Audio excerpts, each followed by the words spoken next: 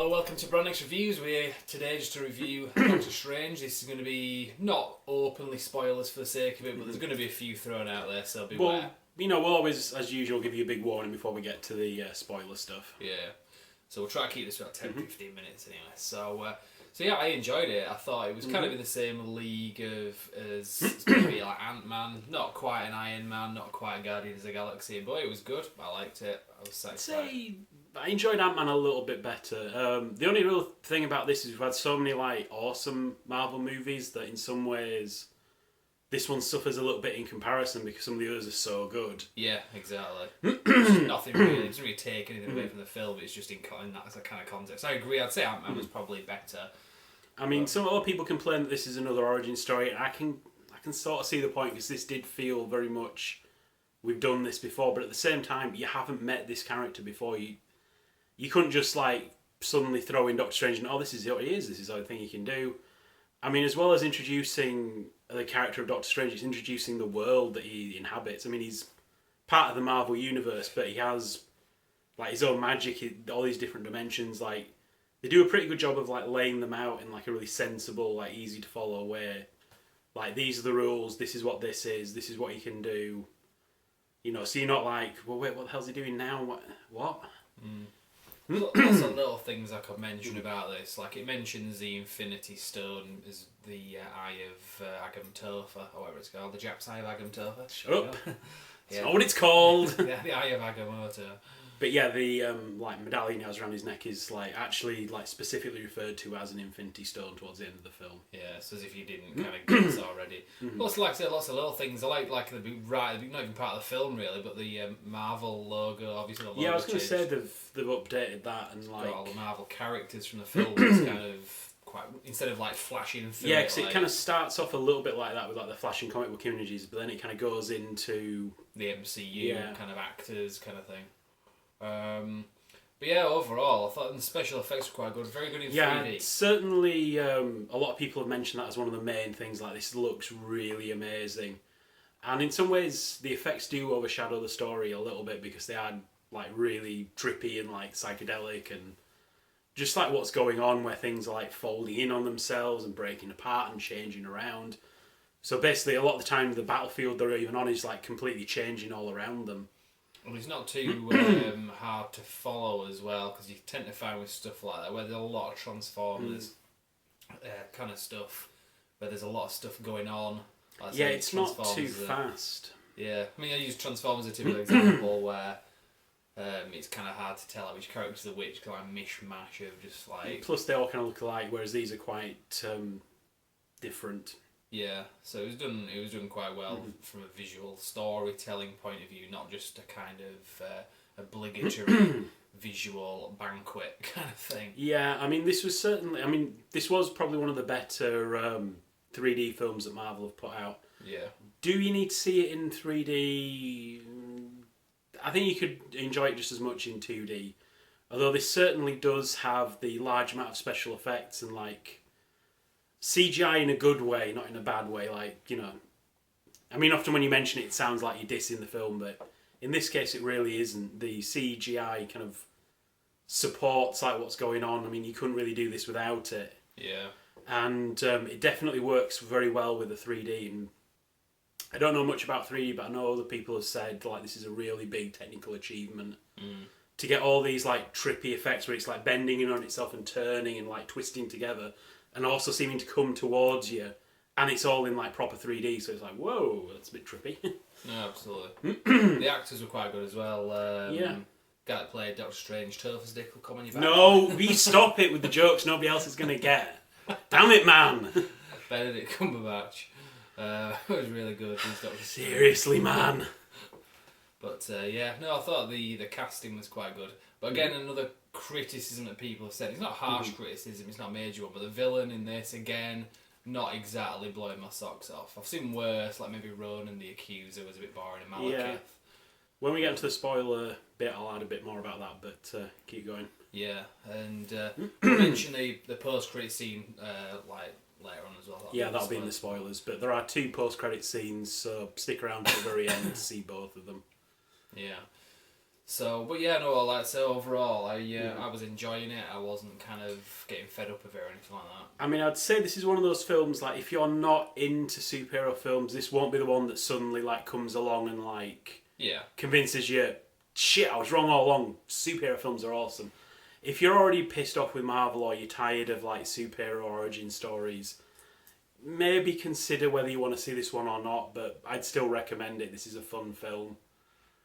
And also, it does take some chances, it does some different things, but again, we're in spoiler territory there, so I'm not going to really talk about that. I don't know, kind of, if you want, I mean, Well, you know, when halfway into the video. yeah, so we on to spoilers now then. Yeah, so spoiler what? Spoiler alert.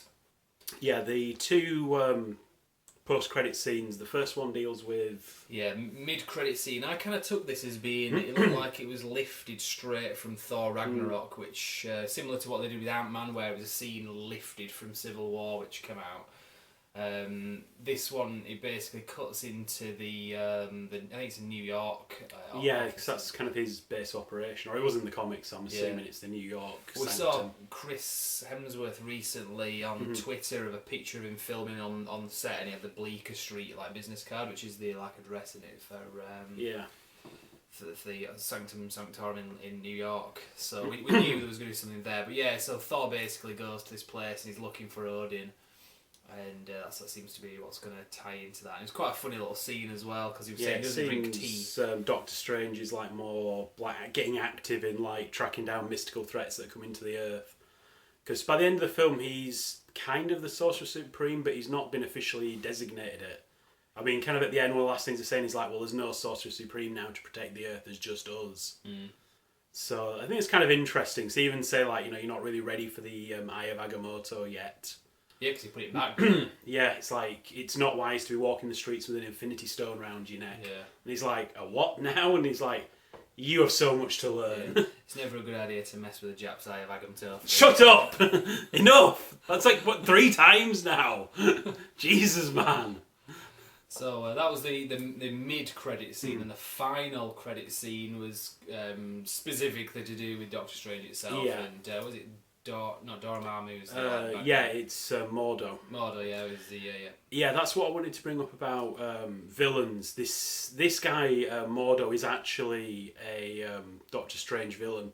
So I think what they're doing is giving him a bit more time to grow, because in this film he is kind of the ally of Doctor Strange. Yeah, he's a pretty sound guy through all the film. Yeah, Then it's the but he's kind of like, scene is the you know, kind of just can't deal with the fact like you made deals and you did stuff you shouldn't have done. which is a fair point as well. And like my teacher like lied to me, and you know, she was there like extending her own life via like this dark realm while telling us we shouldn't be doing anything with this dark realm. And I did like a quick search on the guy because I'm not a huge follower of Doctor Strange, and yeah, he's like a, you know, legit villain. So I'm wondering if they're doing kind of like a bit of a Loki thing, like building him up in one. Yeah. And then, you know, you're going to see a lot more of him later on. So it reminded me of, it's a shit film, but the Green Lantern, where right at the end, is it Sinestro? Yeah. I was actually going to say it's like a bit like Sinestro. Yeah, where it has that like bit where he's a yellow lantern kind of thing, he's got the yellow lantern thing or whatever. But yeah, so that was the post-credit scenes anyway, so yeah, stick right till the end anyway. What was the other thing we were getting to anyway? Yeah, they do some different stuff at the end of the film, because this isn't like a traditional, you know, there's quite a bit of action and fights in this film, so don't think, you know, it's all, you know, talking or, you know, weird visuals. There's quite a bit of fighting, but the actual end of the film is very Doctor Strange, because he doesn't beat the big bad guy by just duking it out with him. He actually has to outthink him, and, you know, he has to basically act like a wizard rather than just like, you know, Captain America running in and throwing his shield at him. Yeah, there's not like just a load of like, I'm blasting with enemy kind of thing. It's not, there's more to it than that. And the end of the film isn't really that at all, which was quite different. It kind of builds up as if it's going to go that way, thinking it's going to be... Yeah, because, I mean, I've heard this in other reviews and I agree wholeheartedly. You kind of get to the end thinking, you think, oh, it's going to be the big CGI fight with the things shining in the sky, blah, blah, blah, blah, blah. And it goes in a completely different direction, which is very interesting, and props to it. And again, the special effects are just amazing for it. Yeah. Where you're literally seeing this explosion kind of running backwards while they're fighting the bad guys. It's really impressive work. And you could tell what was going on as well, because they were basically running time backwards, and then the villains were able to kind of snap out of it, and they kind of visually set that up so you could see when they're snapping out of it, because they start kind of spazzing out, and then obviously not going in reverse. You'll see what I mean when you watch the film anyway. And like I said, the action is kind of fast-paced, but it's also not so fast that you're losing what's happening. Because that was a problem with Transformers, as well as them looking like... There was so much happening, it was so quick, it's like... And there's a big robot, and there's a truck. It's like, what the hell happened there? Yeah. This, you can follow what's happening, even with like the weird visuals and the magic and stuff. It, you know... You can follow what's happening, which is the main thing. And like I say, why I think this had to be an origin story, because she needed to understand what the mirror realm is, where all the weird stuff's like folding in itself and like changing. And you had to understand like a little bit about how his magic worked, why he's doing the hand gestures and the weird glowing things around his hands. They don't go into like too much detail, but they go into enough so you understand, right, this is what's going on. It's kind of like knowing like only Thor can lift Thor's hammer, or that Captain America's shield's made of vibranium. It's like if you didn't know that going in, it'd be like, well, why is his shield this powerful weapon that keeps bouncing back to him? Or why is Thor's hammer so powerful? Yeah. You kind of need to know a little bit of context, so that's why this film needed to be the way it is, I think. Yeah, no, I definitely agree with that. Anything else you want to add? No, we better wrap it up anyway, but we're recommending it anyway, so... Yeah, like I say, a cautious recommend, because I think, you know, I'm not going to say, oh, this is the Marvel film that's going to win you over, because it probably won't. If you don't like other superhero films, this probably won't do it. Yeah. But I recommend. Very fun. Cool. Right, anyway, so we'll leave it there. So if you want to follow us on Brand X Reviews, there's a website. There's some information coming up on how you can do that, but for now, I think that's it. So, yeah, we'll be back for Halloween with a Halloween review. Yep, see you next time.